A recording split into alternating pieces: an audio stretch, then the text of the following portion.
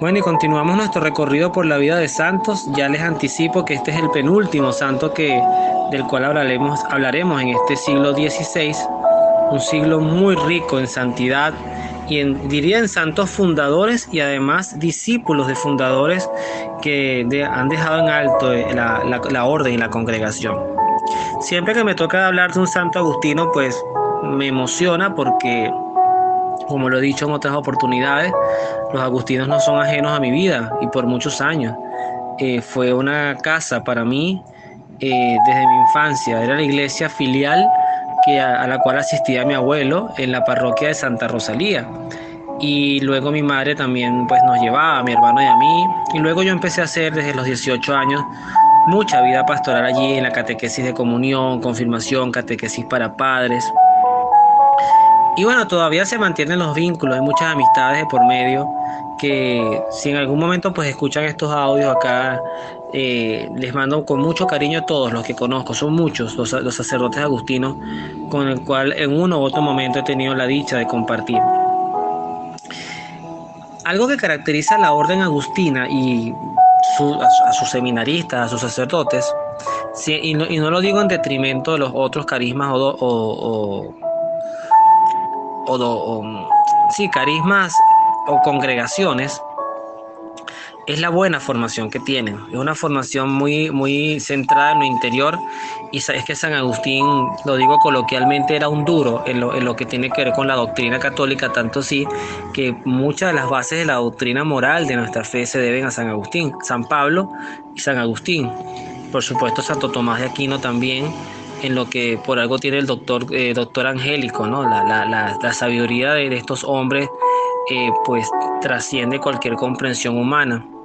A veces parecieran caminos imposibles de transitar, pero no es así. Es la voluntad de Dios, que además nos regaló hombres y mujeres para expresarnos que sí es posible y que Él está allí.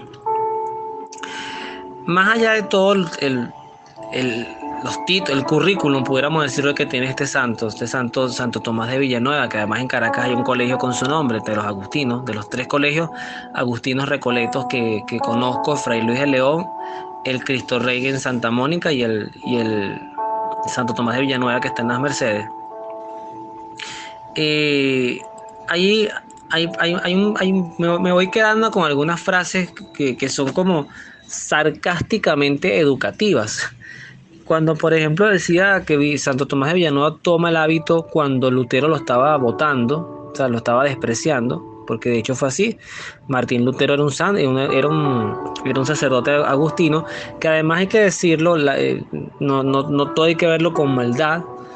Y me voy en el lenguaje de Santo Tomás de Villanueva, posiblemente un hombre con muy buenas intenciones y mucho amor a la iglesia, pero que le ganó la soberbia, le ganó el conflicto más allá de la obediencia y la caridad, y que Dios pudo haber hecho obras extraordinarias en él, y bueno, haya tenido Dios misericordia de su alma. Pero ahí una de las primeras enseñanzas que me queda es que de verdad en la fe no hay nadie imprescindible, nadie. Todos somos importantes y todos podemos tener llamados a tener misiones verdaderamente loables en nuestra iglesia, misiones heroicas. Pero si decidimos no hacerlo, si decidimos como el joven rico que se encontró con Jesús, agachar la cabeza e irnos tristes, Dios va a dejarnos ir y va a buscar inmediatamente otra fuente de producción, de santidad. Una vez hacían la pregunta ¿qué hubiese pasado si María hubiese dicho que no al plan de Dios, a esa invitación que el ángel no se lo dijo como muy invitativo, pero le hablaba un plan y ella podía tener la potestad de negarlo, como lo tuvo Moisés en su momento, o bueno, muchas personas, inclusive los que el mismo Jesús invitaba a conversión, algunos sí, otros no. Pilatos, por ejemplo, para mí es un caso elocuente de una negación, una conversión negada por él mismo. Pero ¿qué hubiese pasado si María hubiese dicho que no? Pues posiblemente pues María hubiese sido una mujer común y corriente. No digo que se hubiese condenado, porque no tendría por qué, porque Moisés no se condenó por un momento dudar de su misión, aunque después la llevó a cabo. Pero lo que sí hubiese ocurrido es que Dios inmediatamente hubiese creado otra mujer con las mismas virtudes que María para cumplir su plan. Y esto a nivel de evangelización, es importante que todos los servidores de la evangelización, los que hagan, por los medios que lo hagan presencial, los que tengan 1000 años en una parroquia solamente un mes, todos sepan o todos manejen un lenguaje de servicio. Y el lenguaje de servicio es que hoy estoy y mientras estoy serviré como me toque servir, y cuando me toque bajar la guardia y darle la batuta a otro para que la lleve, pues la entrego con alegría y sigo adelante sirviendo a Dios donde le pueda servir.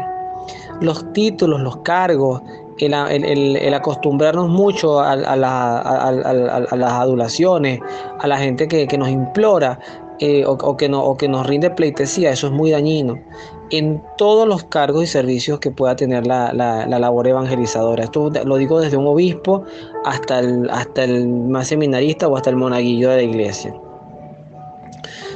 Otro aspecto importante, lo dice la propia imagen que estoy usando, porque además es de Google, que la estoy usando para este episodio. Y es la imagen de un Santo Tomás de Villanueva ayudando a un pobre. Un hombre que pareciera que le ganara el tema de la pobreza. Y aquí hay algo que yo no voy a decir nombres para no meterme en lío, pero sí hay algo que quisiera destacar.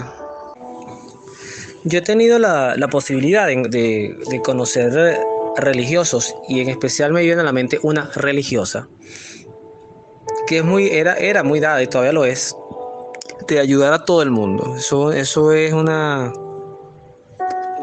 Primero, del creerle a todo el mundo lo que le decía, y por ende eso habría, como se dice, le llegaban al corazón, y bueno, ayudaba a todo el mundo a diestra y siniestra. Viendo la historia de Villanueva, yo desconfieso que eso lo llegué a criticar, porque yo digo que también uno, y les voy a hablar de mi visión humana, ¿no? Uno también tiene que ayudar y educar. Y la educación es que uno tiene que enseñarle también a las personas a no abusar.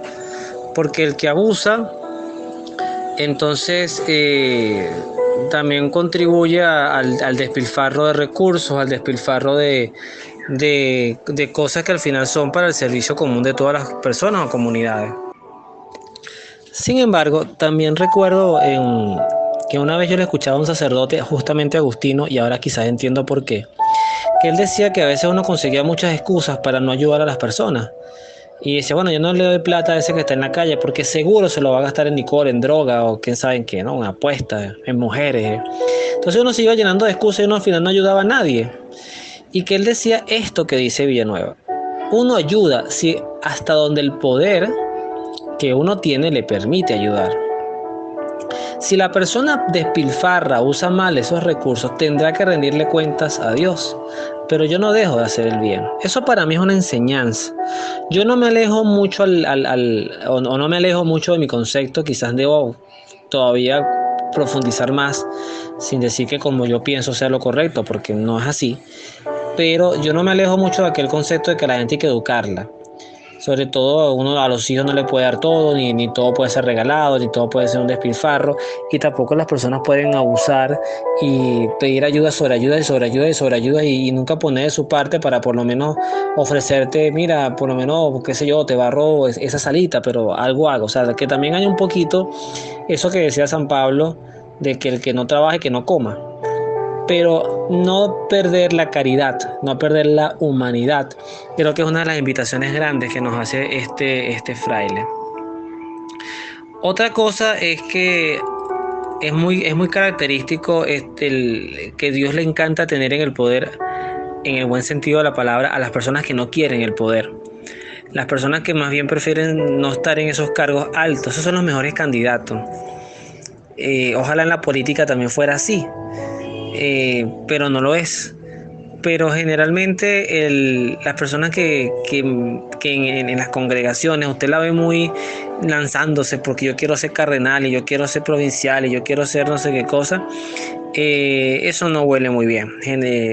Las congregaciones no son para hacer carreras, son para servir. Ciertamente tienen unas distribuciones, tienen unos organigramas, por así decirlo, y es bonito e importante que las personas que estén allí se vean en la imagen de Jesús, lavando los pies, sirviendo y amando y perdonando y teniendo misericordia y empatía. Otro aspecto que también destaco de este gran santo es su característica mística. Oye, pareciera que lo místico cada vez se va desestimando más en nuestras vidas cristianas. ¿Qué es lo místico? Yo digo que lo místico empieza con lo más básico, que es aprender a hablar con, con lo que cualquier psicólogo te diría a quizás no creyente, tu amigo invisible. Pero en este caso no es, sí es un amigo invisible porque a Dios no lo podemos ver, pero no es un sinónimo de amigo irreal, sino que es hacer a Dios parte de nuestras vidas. Yo, así como lo he dicho, que yo soy muy pobre en el orar, o sea, yo no soy mucho de rezar rosarios, coronillas, y no lo digo para que me imiten, ya lo he dicho antes, no imiten eso no está bien. Pero sí soy mucho de dialogar con Dios, de hablar. Alguien me ve en la calle a mí caminando solo y piensa que voy hablando como un loco solo, porque muevo los labios y a veces dialogo con Él. Y eso me ayuda, y a veces cuando en las noches no puedo dormir, que es habitual, eh, también trato de conversar un poquito con Él. Y y hacerlo parte, ¿no? Mira, Señor, tengo esta debilidad, tengo este problema, tengo esta tentación, tengo esta dificultad con esta persona, para no llenarme de mis autorreferencias. Y a veces desahogar sin sacar conclusiones, no es pagarme y darme revuelto, sino que es desahogar. Dios te va dando en esa misma senda, en ese mismo caminar, te va dando luces e ideas de cómo puedes ir transformando cosas. Y les digo que me funciona hasta en mi labor administrativa, que no tiene en esencia mucho de evangelización. ¿Cómo puedo yo de repente optimizar un recurso? ¿Cómo puedo tomar una mejor decisión? ¿Cómo puedo abordar un posible problema, una posible gestión? Y de verdad que a veces llegan ideas que yo digo que tienen que ser de Dios. Cuando son buenas, cuando son malas, siempre serán mías. Entonces, es un santo que podemos decir que es un santo redondo. O sea, es un santo que tiene todas las características de lo que se espera en la vida cristiana. No solamente de un consagrado, sino de la vida cristiana. ¿Qué se espera? Formación, conversión y por ende relacionalidad con Dios, vida espiritual, desprendimiento de la mundanidad, tanto así que si, bueno, fíjense, la mejor herencia que podemos dejarle al mundo es nuestro propio testimonio de vida, no cosas materiales. Al final, por eso Jesús decía que pobre siempre iba a haber entre nosotros, pero a Él no lo tendríamos siempre. Y, oye, es interesante ese concepto, ¿no? Porque esto mismo, todo eso que repartió Santo Tomás de Villanueva, el dinero que tendría en su casa, todo eso lo repartió a los pobres y seguramente se lo gastaron ya.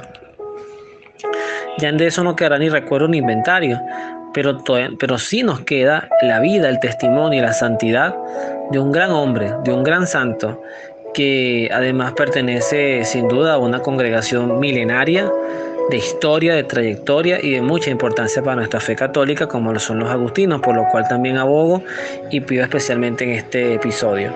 Que Dios los bendiga, nos vemos en la oración.